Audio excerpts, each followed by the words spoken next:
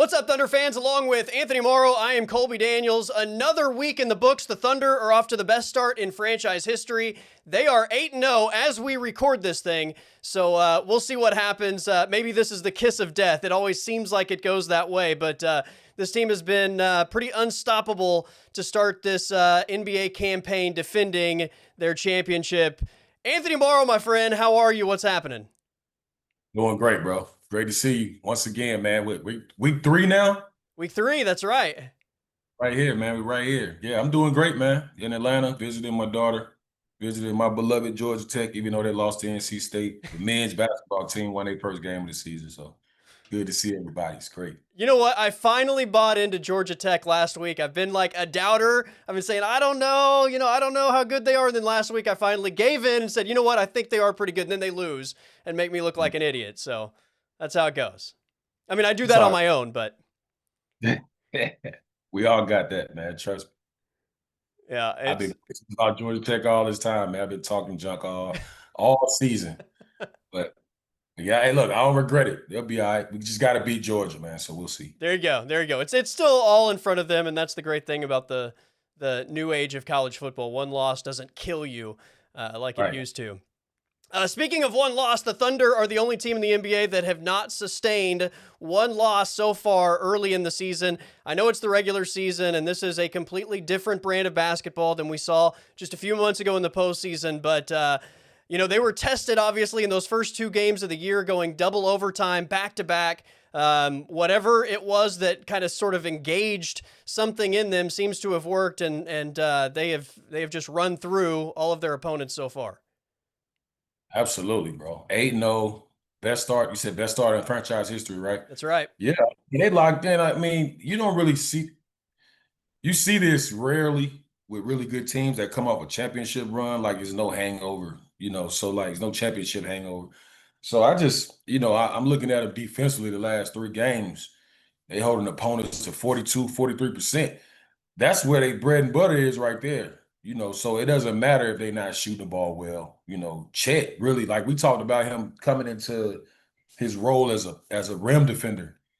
And now I'm thinking you looking at a guy that can guard at the rim, but you can't switch pick and rolls. He's moving his feet better. That's only going to improve. And you got Shea in the front of the defense. So you almost just playing like a zone. It almost looks like a 3-2 zone with Shea at the middle, and then he comes out. Cason's playing well. Isaiah Joe at 22. AJ might be 6th man of the year. So I don't know, man. J-Dub ain't back. I mean, you're talking about it going 9, 10 effective players deep that can, interchangeable roles on the perimeter. You got Isaiah down there, he's the bruiser.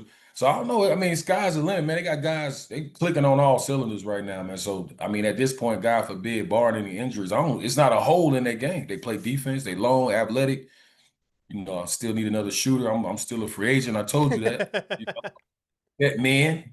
But nah, they look great, man. I'm looking forward to see how they continue to progress and when J-Dub get back for sure. Hey man, I'm definitely gonna make a call to Sam because I keep looking at those 3-point percentage every in the box score every night, and it's not getting better. So I mean, that might be the only little weakness that this team has, and obviously Isaiah Joe being back in the lineup will probably help that a little bit. But I mean, to your point about the defense, this is such a good defensive team. I mean, Shea is usually the weakest defender on the floor when you have your best 5 guys in there, and he is a plus defender at his position without a doubt. You have all defensive guys like Lou Dort. Cason Wallace, I think, is good enough to be an all defensive type player. Alex Caruso is on that level. Chet Holmgren with his shot blocking ability, rim protecting ability. I mean, Isaiah Hartenstein is a guy that has so much defensive versatility. I was looking at some advanced stats earlier today. 2 guys that I haven't even mentioned yet are currently in the top 10 of defensive rating, and that's AJ Mitchell and Aaron Wiggins, 2 guys that you think are scorers, right? More offensively geared players, and they currently rank in the top 10 of defensive rating. No, I mean, advanced stats, like I tell people all the time, you got to show me when it matters, but that's a huge stat for 2 of your guys coming off the bench to be in the top 10. That's one of those stats that you kind of glaze over. You don't really look at it like that. You're not really paying attention to that. But that's huge for 2 guys off the bench to be in the top 10 in that category defensively. That's huge for them. Then you got your other guy. I mean, they got They may have 4 guys that can start on on other teams in the league. Maybe not all other teams, but at least 5 or 6 different teams in the league. So you got that coming off your bench with the talent that you have up front and your starting 5. That's going to be great for them. That's a playoff. I mean, it's built for the playoffs. Like what they do, how they play. That's 100% built for the playoffs. If you had a starting 5 of let's say AJ Mitchell, Cason Wallace, Alex Caruso, Aaron Wiggins, and then just take one of the bigs from OKC, whether that's Chet or Hart, how good is that team in the West? Just starting 5 for starting 5. Uh, I'm gonna go seed wise. So you said we got Aaron Wiggins, AJ, Wiggins, Alex. AJ, Caruso, Queso, and then you can take either one of the bigs. I'll have to get Chet if I'm gonna do that. Okay. Talking about maybe a 6, 7 seed. I mean, you got to have a finisher. You know what I'm saying? Like, Yeah. so I mean, and shooting wise, you'll have to really depend on Casing to make shots consistently at a really high clip. And the rest of those guys are great, great shooters. Like AJ they can make shots, but Casing can get high and give you 30. But yeah, I'd be 7, 8 seed. I'll give them that. And I mean, you coming off the bench with that. Yeah, that's 4 bench guys and then one big. Yeah. Yeah. Which is pretty incredible, and it speaks to the talent evaluation of this organization, and just once again, I think the overall mindset of this team, all these guys individually getting better and doing their part for the good of the team. As far as the stars on this team, I gotta get into SGA. It's going to be a very rare thing, I think, that we get this far into a conversation about the Thunder and don't mention SGA yet, but Shai Gilgeous-Alexander wins the MVP last year, wins the Finals MVP. It's hard to imagine how much better this guy can be. The Thunder are 8-0 to start the season. No J-Dub. Through 8 games, he's averaging 33.1 points per game. That's second best in the NBA as of right now. But some crazy stats. First stat, SGA has scored 20 points or more in 80 straight games, which is the 3rd longest streak in history, only behind Wilt, who did it once 126 times in a row, and then did it again 92 times in a row. That's unbelievable, especially at that position, because he's one of these new age point guards where he's more of a playmaker than a traditional point guard. But he makes it look so easy. Like his basketball IQ, I don't think he gives enough credit for his offensive basketball IQ. Like he knows exactly what he wants to do. And his teammates are locked in with that. Like they trust him. Like, all right, we got to make a play. I trust him taking that shot. I trust him to make the right play at the right time, whether it's the first quarter or it's the last 10 seconds of the game. So they got ultimate confidence in him. He has ultimate confidence in himself. And, he can roll out of bed and score 18, 20 a night. That's easy. You know what I'm saying? He's averaging 33. But the thing is, that's more impressive to me is that he'll take that shot and he's making those shots to close these teams out. And that's just like, I can't tell you, like being on a team with a guy like Kevin Durant and, Steph and those guys like Jimmy Butler, like it's like, it's a different kind of confidence you have for the main guy when he has the ball in his hand coming down the stretch in a game 4 in the playoffs or whether it's game 15 in the regular season. It's a different kind of confidence that the team has, and they rally around that. They rally around guys like Shai, man. So, he can roll out of bed, get 18 to 20. And I think that's that's the kind of confidence he has, man. So it rubs off on all your teammates. No doubt. All right, a few more Shai stats. Last 3 games, he scored 30 points, and 31 points. He hasn't played a single minute in the 4th quarter in any one of those 3 games, making him the first player in NBA history to score 30 points in under 30 minutes 3 straight games. That's crazy. I didn't even know that. You did your real advanced scout. I think you're an advanced scout or something like that, Cole. We might have to look into that.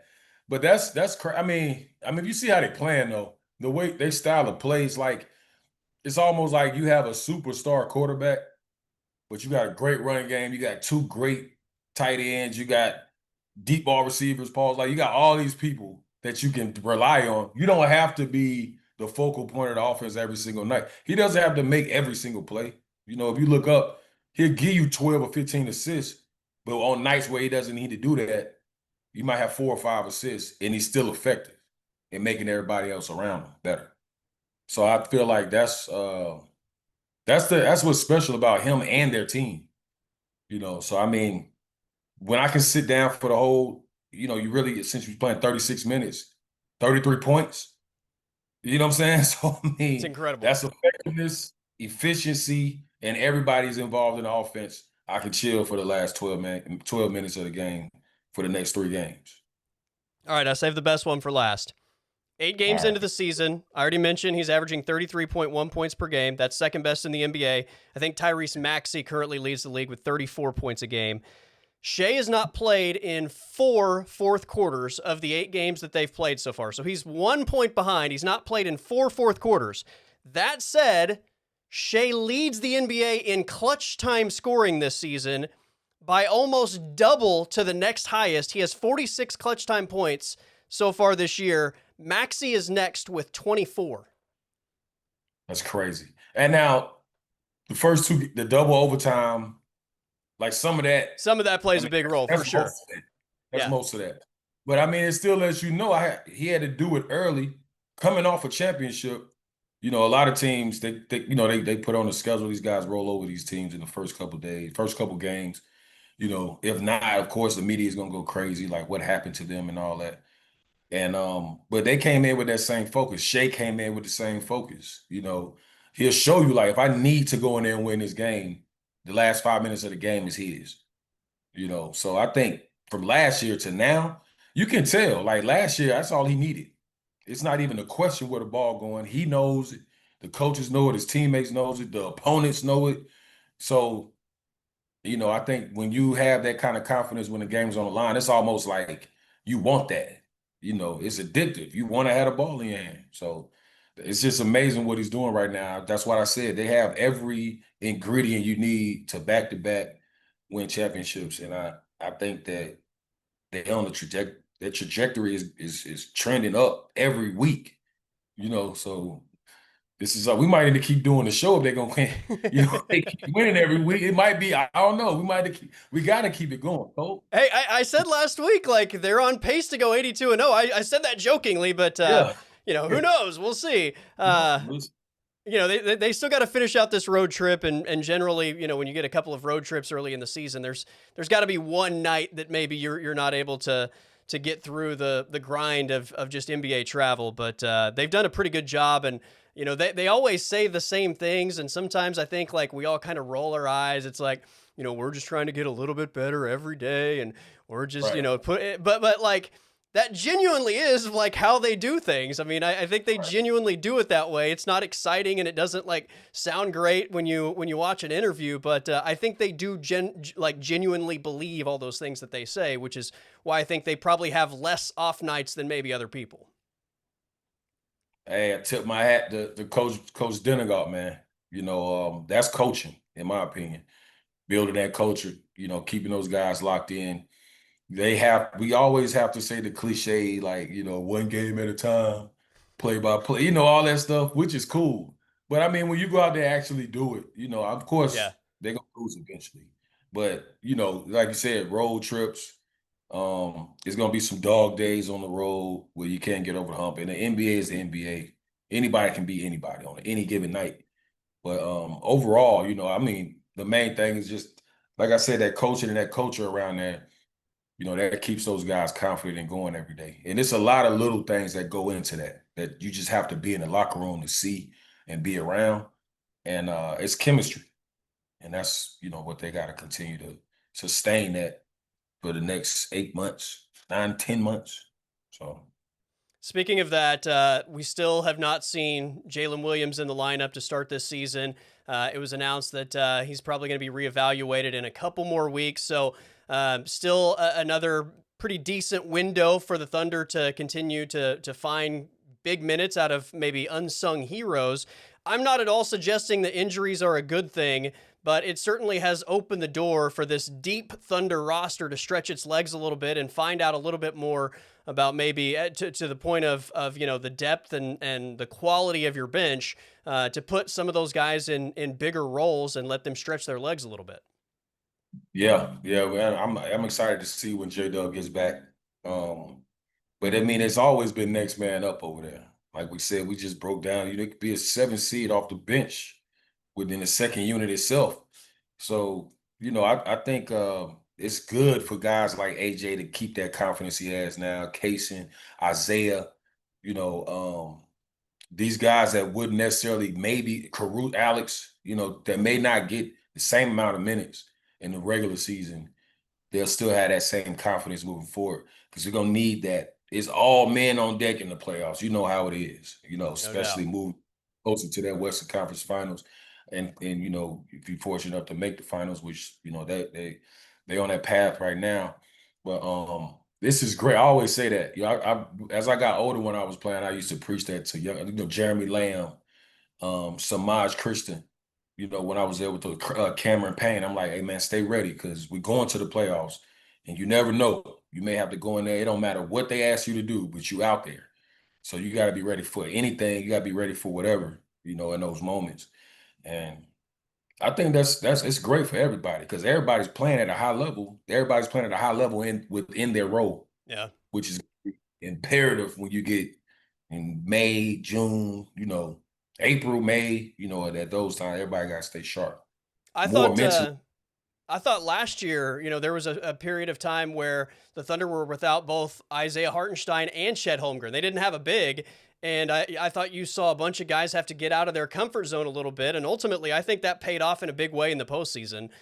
With I think probably just the physicality of some of those guys like Jalen Williams, who was having to defend centers during that time Yeah, period. We saw Alex Caruso defend Nikola Jokic in the playoffs for crying out yeah, loud. I mean, I don't, I think having to play a small ball against bigger teams when you didn't have your bigs in the regular season in some way prepared them for that run.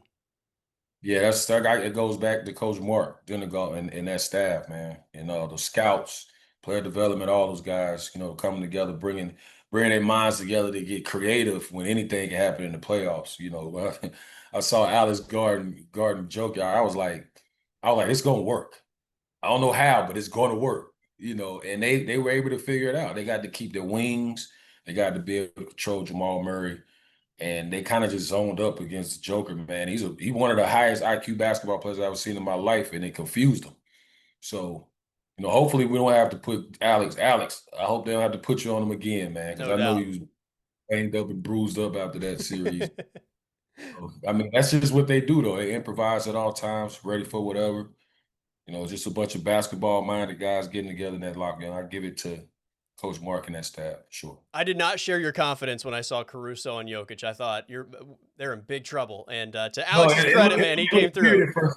Yeah, but I say I remember when Alex came. He came to us in free agency. He was trying to get a 10-day. He was undrafted, and after practice, I saw him at Texas A&M before, like randomly. I was like, he kind of tall, like 6'5", 6'4". Yeah. And after the first practice, he just started dunking he was just like windmilling going between the legs. And then he's like, we started playing pickup and we got into training camp. And I don't know if he remembers this. I said, bro, you're going to play in the league for a long time. I don't know when, but you're going to be in the league. He's like, man, I hope so. He was wearing a headband back then too. It's crazy. Yeah. Yeah. Sure enough, man, look, it worked out. So, he's very important to that team, man. Caruso was Leader. balding as like a sophomore at A&M. So, yeah, I mean, the headband has always Yeah. kind of, I think, offset that a little bit. So, uh, Keep it. good for him. Good for him. All right, let's have a little fun. I'm going to throw a Thunder player at you, and what we're going to do is we are going to recast an Avengers movie using Thunder players. So you can pick any superhero you want for a new Avengers movie, and we got to start obviously with the leader, SGA. So if we're recasting an Avengers movie featuring only Thunder players, who does SGA play? I'm giving him Iron Man. Okay, why Iron Man? Giving him Iron Man because the way he plays is Iron Man's kind of witty, you know what I'm saying? Yeah, And, yeah. and Shea has that game where it's like you can't really figure him out. He kind of taunting you with the slow handle. He got the slow game, he got the stop and go. I give him that, and his basketball IQ is through the roof. And Iron Man was the technological That's genius. right. So I give him Iron. I give Shea Iron Man. All right, all right. I like it. I went back and forth between Iron Man for the same reasons because Tony Stark is high IQ, so is Shea, and then obviously Iron Man is just a badass when the suit goes on, and Shea's the same way. I also thought Captain America just because he's the leader, but then like Shea's from Canada, so it'd have to be like Captain Canada, and that doesn't really make sense. So Yeah, yeah, that's kind I of think crazy. Iron Man probably works a little bit better. People in Canada may not like that, man. That's right. Like you That's got right. All right, let's go Lou Dort. Lou. I'm gonna give him Thor. Okay, why Thor? Cause man, like no matter what, Thor is front line. Like even when they say Thor is not, he still show up no matter what. He always dependable. I always looked at Thor like he was just dependable. He efficient when it comes to anything. Okay, That's a heat pump. He right there for you. That's Thor. That's Lou. Lou is right there. He'll guard centers. You know what I'm saying? He'll guard point guards, switch every screen, rebound, mix it up, I love it. tough fails. Gotta go Thor, man. All right, all right. Thor for Lou Dort. All right, let's go Chet. Who we got for Chet? All right, I'm giving Chet. I'm giving Chet Spider-Man. Spider-Man. Okay. I know it was kind of tough. Uh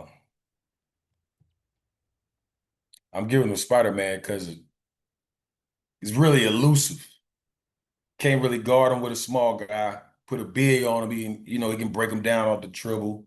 You know what I'm saying? And he the young boy, Peter Parker There you go. face. There you go. All right, I like it. I like it. With that agile, they can't stay in front of him.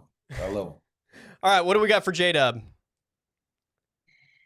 Wolverine.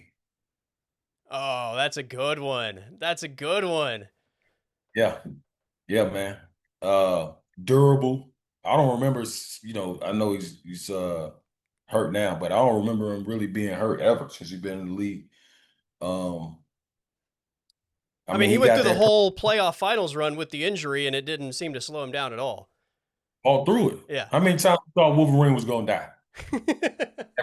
We got like 12 Wolverine movies, bro. Come on, Wolverine been around my whole life.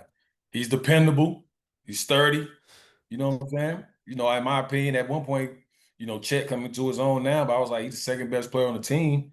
And that could go back and forth between him and Chet, but obviously Chet has more of a ceiling, younger and all that. But yeah, J-Dub, Wolverine. Okay, I love that's probably my favorite one so far. All right, let's go Isaiah Hartenstein.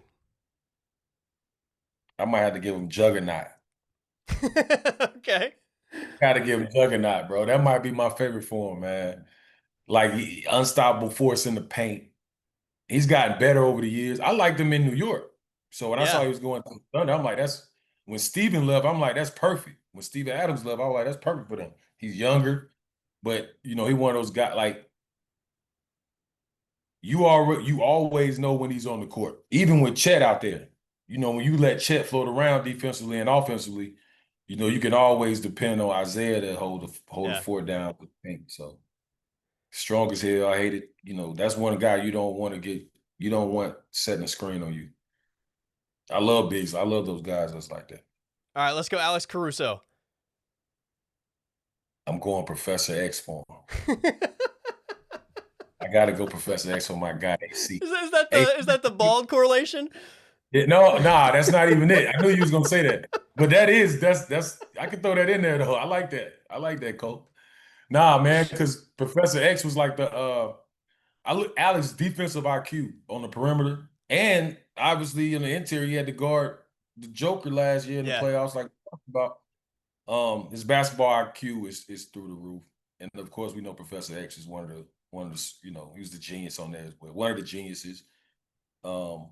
But yeah, I give him Professor X because of his defensive IQ. He like a wizard.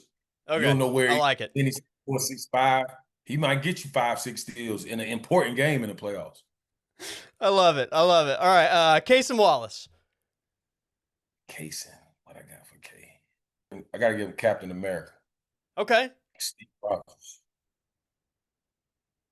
I mean, he's one of those guys. He's dependable, pretty well-rounded.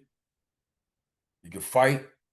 He could fly. You know, he had a lot of It's like a different soldier. things. Yeah, that's it. That's how he plays too. He's real precise. You got it. He's honest. You got to guard the handle. He can make shots off the dribble. He can make big shots. You know, he's consistent from three. He can run a team.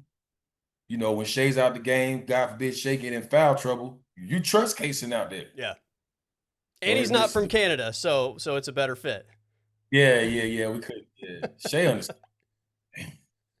All right, we got two more, and then we'll wrap up. Aaron Wiggins. Man, it's gonna be tough. I gotta give him Black Panther, man. Okay, I like that. That's solid for Aaron Wiggins. The way he playing off the bench right now, man. I mean, he's doing everything, especially defense. We got 2 top 10 guys defensively. Yep. He's one of them. Him and Alex. We get Professor X and Black Panther coming off the bench. Is crazy, right? He plays with some swag too, so yeah, I like that one a lot. All right, last one, AJ Mitchell. What do we got for AJ? Damn, AJ running out. All right, with no gender, I'm giving him Storm. Don't worry about the gender. Worry about the characteristics. You know what I'm saying? I'm giving him Storm. This is like the Ghostbusters remake, right? When they did the women as Ghostbusters. We're just doing it in reverse. Yeah. I remember that. There we go. Yeah, I know what you're talking about. 6th Man of the Year candidate right now. He's doing it all defensively, making shots. You can put him at the point, making plays. He coming into his own offensively. And he's one of those low-key, really crafty guys on defense, man. He fits the mold of a Oklahoma City Thunder guard. There you go. 6'5", 6'6", lanky, get out and pass in lanes, get on the break, finish, make open shots when it matters. I'm giving him Storm. I like it. AJ. No disrespect. Disregard the gender, bro. Love you. All right, I'll give you. I got 3 that I initially came to my mind. You can tell me how much you like these ones. I thought Hulk possibly for Lou Dort, just because I feel like he always kind of hulks up and plays bigger than he actually is. Yeah. For Chet, I thought Reed Richards from Fantastic Four because he's so Stretch. Stretch, yeah. Forgot about Stretch. And then the one I thought for AJ was Ant-Man. Because, nobody expected anything from AJ. Just like when you watch Ant-Man, you're like, what is this guy going to do? And then, he shocks you and, saves the day. And you're like, holy cow. It's actually, it was a good movie. My kids had to make me go watch that last one. I was like, it wasn't bad. It was better than I thought it was going to be, right? Yeah. It's not like a Wolverine. Yeah, right. Yeah, not much is. So, yeah. J-Dub certainly got the best of the movie recast for sure. All right, my man. Thunder are 8-0. They've got 3 more road games before they're back home next week. It's the, I believe, Warriors next Tuesday, Lakers next Wednesday, so should be a fun back-to-back at the Paycom Center, and we've got a lot more to talk about 1 week from now. Absolutely, man. Can't wait. Hopefully, when we get back here, they're 11-0. That's right. And we're still on pace for 82-0, but always good to catch up. Good luck to your Georgia Tech Yellow Jackets over the weekend, and we'll break it all down next week. Appreciate it, brother. Thank you.